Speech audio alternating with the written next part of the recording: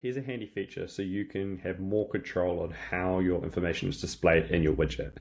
So right now I'm looking at this example restaurant widget, and as you can see that there's a bunch of content about the item, and we have these accordions here which can hide and show information at a field by field level. And this is really great if you want to have lots of information on your widget, but you want to hide it from people who don't need to see it unless they want to click on it. So let me show you how you can set this up. Okay, so I'm now in shareables in the editor. If I head over to content, down here in my fields section, I have a bunch of fields that I'm displaying currently in my details page, but this also works for the items list as well. So the field I want to hide is my ingredients. I'm going to click into the field, go to my label styling, and then go to position. And we have three options to choose from: top, side by side, and accordion.